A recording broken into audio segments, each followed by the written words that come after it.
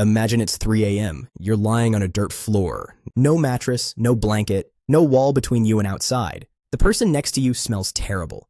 Everyone in this shelter smells terrible, and you stopped noticing months ago.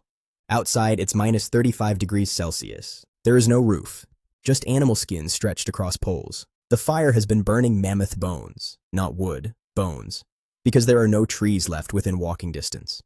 The smoke is thick and greasy. This is not a bad night.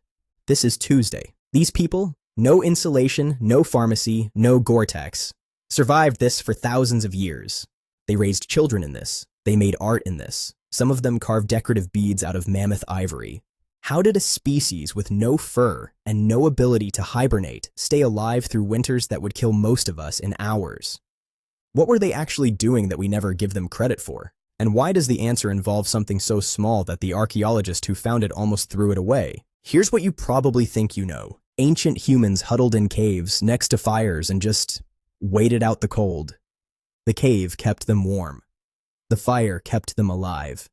They were basically just doing a very grim camping trip, season after season, until spring showed up. That story is wrong. Not a little wrong, substantially wrong. Start with the cave. The caveman image, that whole thing, is one of the most persistent myths in popular archaeology.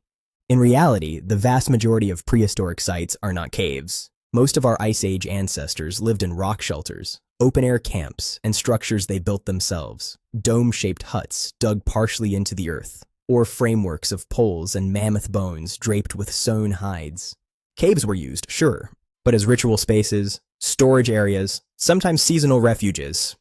Permanent cave dwelling was the exception, not the rule. The reason caves dominate our imagination is embarrassingly mundane. Organic materials rot, but cave sites preserve. So archaeologists kept finding caves and assumed that's where everyone lived. It's like assuming people in the 1800s only lived in stone buildings, because those are the ones still standing. Then there's the temperature. Global average temperatures during the last glacial maximum, roughly 20,000 years ago, the coldest peak of the last ice age, were about 6 degrees Celsius lower than today. 6 degrees doesn't sound like much, but that's a global average. In high-latitude regions of Europe and Siberia, the drop was far more extreme, and 6 degrees of average global cooling is, to quote a researcher who actually studied this, enormous. The world looked fundamentally different. Glaciers covered half of North America and Europe. The open steppe stretching from France to Siberia was a frozen, near-treeless expanse. And modern humans, Homo sapiens us, chose to live there. They walked into it. They stayed. If the cave was a myth, and the cold was this severe and they had no fur, no claws, no instinct for hibernation, what exactly were they doing that worked? Here's where things get interesting. There's something in this story, a piece of evidence, that almost nobody leads with when they talk about Ice Age survival. It's been sitting in a Siberian museum for years. It's not a weapon, not a painting, not a skull. It's so small and so boring looking that the researchers who excavated it initially weren't sure if it was significant, but I'll come back to that. Because first, we need to talk about fire. Specifically, what they were actually burning. Because it's weirder than you think. Wood. You'd think fire meant wood. And in some regions, yes, people burned wood. But in the open steppes of Eastern Europe and Siberia, where trees were scarce or absent, Ice Age humans burned something else. Bones, specifically mammoth bones, which contain fat, and fat burns. At sites like Mezherik in Ukraine and Kostenki in Russia, archaeologists found hearths filled with burned bone but almost no wood charcoal. These weren't accidental. People were deliberately collecting, processing, and burning large mammal bones as fuel. The bones of at least 60 mammoths were used to construct one circular shelter at Kostenki, and the same bones that built the walls also fueled the fires inside. Let that image sit for a second. You are building your house out of the same material you're burning to stay warm in it. That is either the most efficient thing anyone has ever done, or a very specific kind of desperation. Probably both. But here's the thing. Bonfires alone don't explain survival. Not at minus 35. You can have the best fire in human history and still die of hypothermia if you walk 10 meters outside without protection. So fire was necessary, but it was not sufficient. If fire couldn't do it alone, what was the other half of the equation? Which brings us back to what I mentioned earlier, the thing that was almost thrown away. In 2016, archaeologists excavating Denisova Cave in the Altai Mountains of Siberia, already famous for yielding the bones of an entirely unknown human species, pulled something out of an ancient sediment layer, a needle made of bird bone, 7 centimeters long, complete with a tiny hole drilled at one end for thread, approximately 50,000 years old. It is, as of now, among the oldest known sewing needles ever found. A needle. The difference between extinction and us was a needle. Think about what that object implies. It doesn't just mean someone was sewing. Awls for punching holes exist far earlier. You could bind hides together crudely with those. A needle means something else entirely. A needle means you're making fitted, tailored clothing. You're cutting hide to shape, stitching seams, creating a garment that wraps the body closely and traps air against the skin. You're not just draping an animal skin over your shoulders like a cape. You're engineering a personal heating system that moves with you. Modern cold weather survival gear, the technical kind, the expensive kind, works on exactly this principle. Fit matters. Layering matters. A loose fur draped over your shoulders loses most of its insulating value because cold air circulates underneath it. A fitted garment with sealed seams creates a microclimate. Ancient humans had figured this out. They had figured it out so thoroughly that they invented a precision instrument, the needle, specifically to do it better. That is not survival. That is engineering.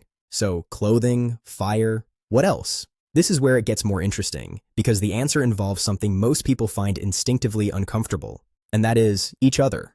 Cold kills individuals. It's much less effective at killing groups.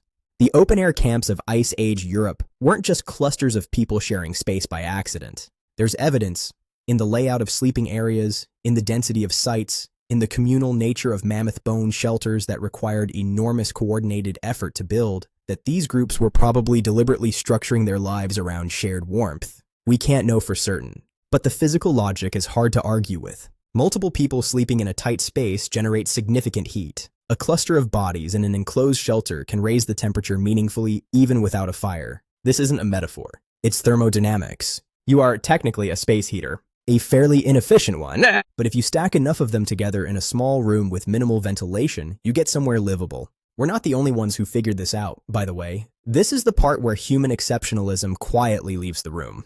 Emperor penguins, no tools, no fire, no bone needles, survive Antarctic winters that hit -40 Celsius, with winds up to 50 meters per second. They do it entirely through collective behavior. Thousands of birds forming a massive huddle, slowly rotating from the cold periphery inward toward the warm center. In coordinated wave-like movements, every 30 to 60 seconds. The interior of a penguin huddle can reach nearly 38 degrees Celsius. The birds at the edge are cold. The birds in the middle are practically tropical. Ice Age humans did something structurally similar. Not with waves. They had other options, but the underlying logic is the same. Warmth is a collective resource. Hoarding it individually is a losing strategy. Sharing it keeps everyone alive. Naked mole rats build elaborate insulated tunnel systems. Bats form hibernation clusters of thousands. Social thermoregulation, the use of collective body heat, is not a human invention. We just had more tools to work with. So clothing, fire, and each other. That accounts for the body surviving the cold. But what about the mind? What kept the knowledge alive, generation after generation, in a world with no writing? But here's the dimension that takes this from interesting to genuinely strange. The survival strategies we're talking about, clothing, fire management, group living, required something that has nothing to do with physical toughness. They required information. Complex, accumulated, socially transmitted information, how to hunt the specific animals available in winter, which bones burn best, how to scrape and tan a hide without it rotting, which plants were still edible under the snow, where the water sources were that didn't freeze, how to read weather patterns, when to move and when to stay. None of this is instinct. All of it has to be taught, and the evidence suggests it was elaborately. The cave paintings at sites like Lascaux and Chauvet aren't just art. Wildlife biologists looking at those paintings can roughly identify what time of year they were painted from the condition of the animals depicted. Whether they were purely decorative or partly functional is something we honestly don't know for sure. But they were, at least plausibly, knowledge systems, seasonal records, ecological maps, encoded information about prey behavior that someone someday would need. The bone needle is a technology. The mammoth-bone shelter is a technology. But the most important technology these people had, the one that made all the others possible, was language. The ability to describe what a winter kill site looked like, 3 valleys over, to someone who had never been there. To say, last year when the temperature did that thing, you'll know it when you feel it. This is where the reindeer were. You cannot store that information in bone. You store it in people. And if survival depended on people, on cooperation, on trust, what does that say about what we actually are? Now, here's where I want to pause and say something that might feel uncomfortable. We spend a lot of time talking about how tough our ancestors were, how they endured, how they survived conditions that would break us. And that framing is true in some ways, but it quietly implies that what got them through was strength, biological toughness, physical endurance, the ability to suffer and keep going. That's not what the evidence shows. What the evidence shows is creativity, cooperation, the willingness to be dependent on other people, to sleep next to them, share food with them, teach them things, learn from them, trust them with your children in the dark. The willingness to spend hours on a 7-centimeter needle, not because you needed a needle today, but because someone in your group would need fitted clothing before the next storm came. What kept ancient humans alive wasn't that they were harder than us. It's that they were in exactly the same ways we are, soft, vulnerable, in need of each other. Weakness, it turns out, built everything. Here's what I want you to do right now, just for a second. Think about what you're wearing. Whatever it is, jacket, sweater, shirt, someone designed the seams. Someone engineered the fit so that your body heat stays close to your skin. Someone, at some point in the long chain of decisions and technologies that produced that garment, was solving exactly the same problem that a person in Siberia was solving 50,000 years ago with a needle made from a bird bone. The materials are different, the scale is different, the factory, the shipping container, the synthetic fiber, none of that existed, but the logic is identical.